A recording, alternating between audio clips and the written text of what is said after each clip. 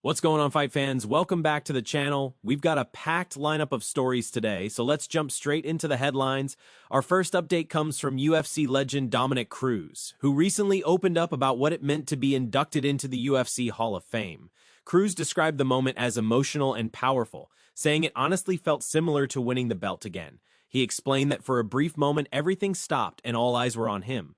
That feeling, he said, brought back memories of standing at the top of the sport. Dominick shared that while he was standing elevated near the Paramount desk during the ceremony, it reminded him of the time he and Cody Garbrandt were positioned high above the arena before their scheduled fight, talking to each other from across the venue. That moment, like so many others in his career, carried weight and emotion. Cruz reflected on how meaningful it is when fighters receive recognition like this. He said moments like these remind athletes that their sacrifices matter and that their journey is seen and respected. He admitted that the Hall of Fame honor made him think about the years of discipline, pain, hard work, and dedication it took to reach the highest level. According to Cruz, that acknowledgement alone makes everything worth it. Before we move on, make sure you hit that like button and subscribe if you enjoy daily MMA and UFC news. It helps the channel more than you know. Now, on to our next story.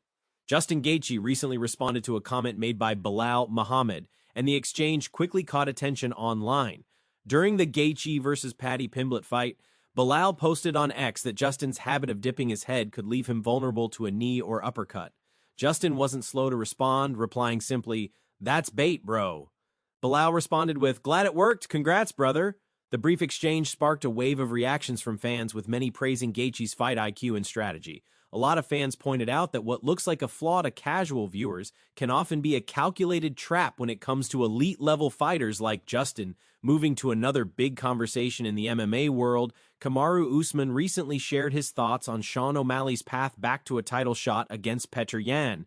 While acknowledging Sean's popularity and talent, Usman made it clear that he believes one more big win is necessary before jumping straight back into title contention. Usman explained that earning another strong victory would strengthen Sean's case and make the title shot feel truly deserved. He then suggested two potential opponents who he believes make perfect sense for O'Malley right now. The first name Usman mentioned was Umar Nurmagomedov.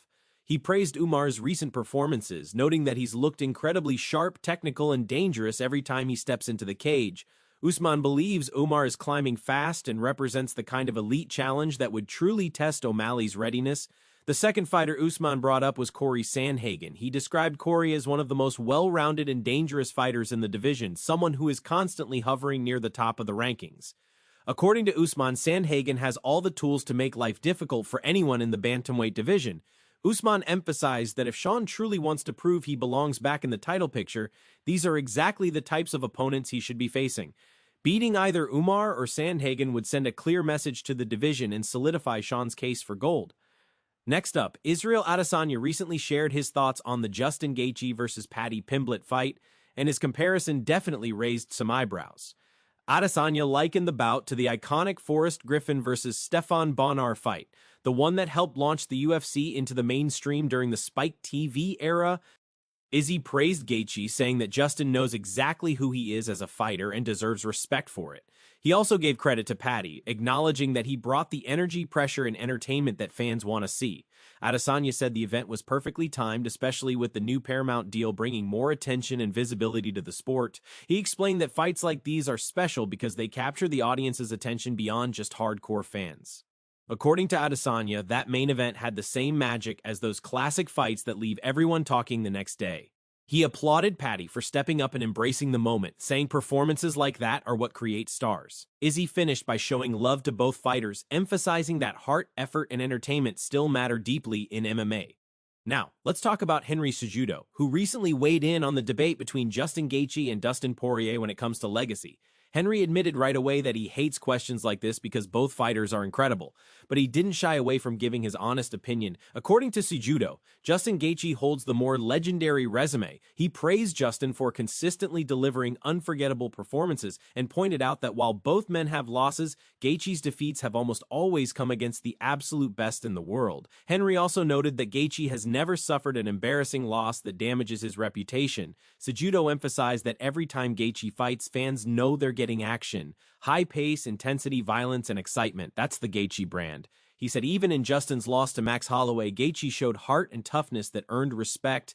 Henry explained that consistency is what separates Gaethje. No boring fights, no low-effort performances, every appearance feels like an event. That's why, in his view, Gaethje's career stands above many others when it comes to legendary status.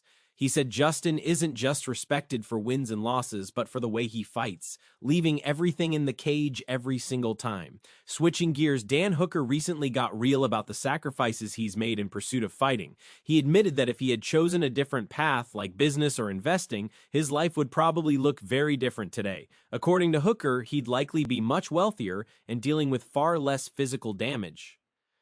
Dan said that outside of winning a title, one of his biggest goals after retirement is to actually make real money. He spoke about wanting to explore business opportunities and investments once he's done fighting, saying it's difficult to focus on those things while fully committed to MMA. He admitted that he's earned some money throughout his career, but believes it doesn't come close to what he could have built if he had spent that same energy in business.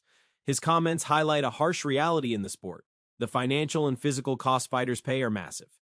Hooker's honesty gave fans a rare glimpse into the long-term concerns many fighters carry, even while still competing. Now, here's a story you don't hear every day. At UFC 324, a video started circulating showing veteran referee Mark Smith being helped out of the arena, and fans immediately became concerned. Some feared it was a serious medical emergency, but the truth turned out to be something no one expected.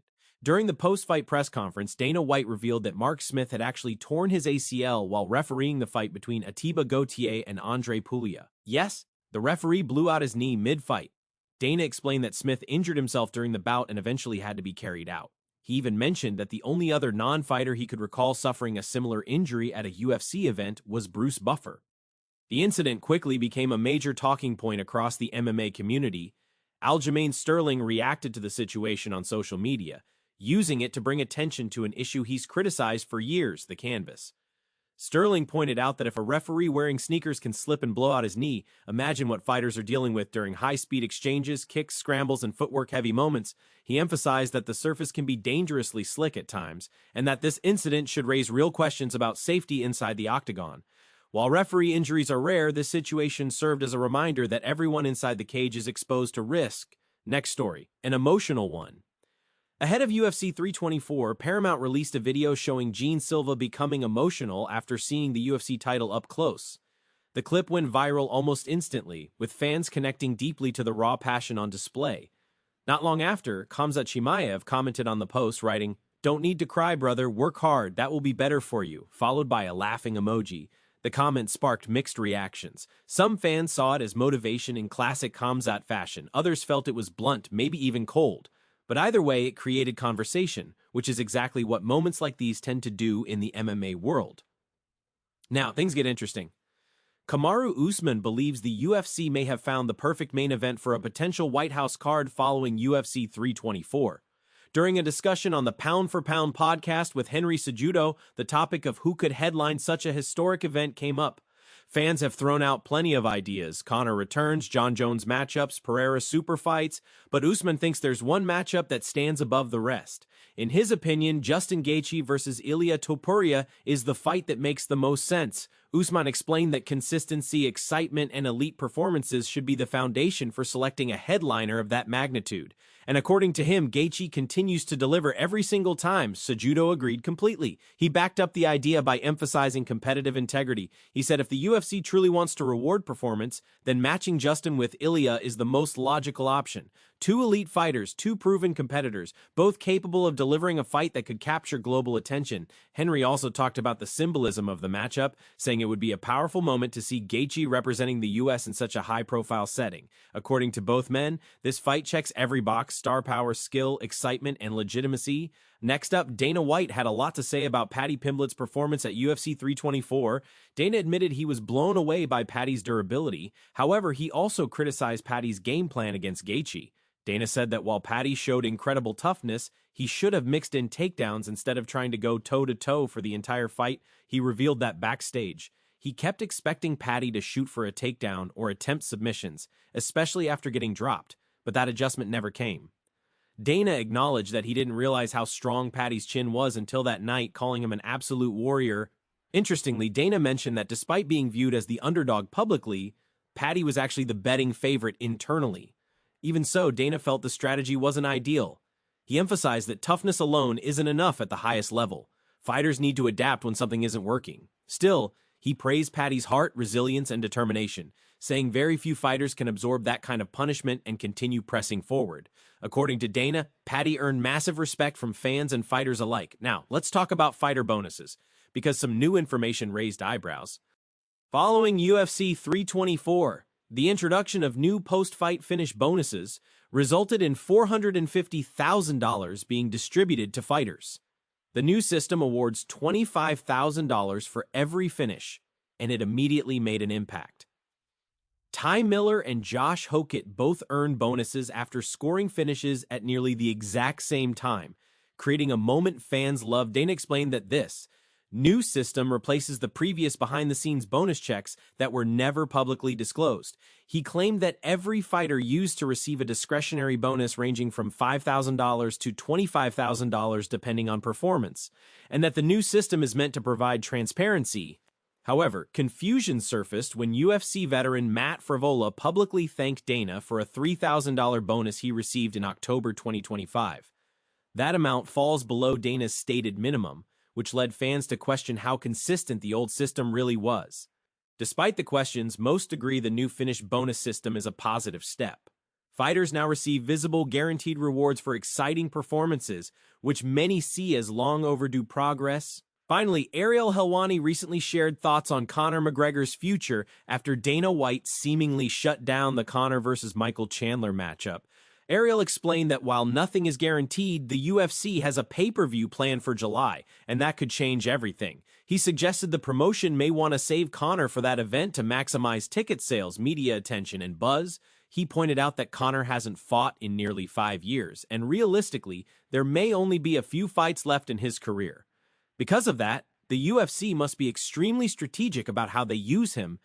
Ariel said that Chandler still makes the most sense as Conor's opponent.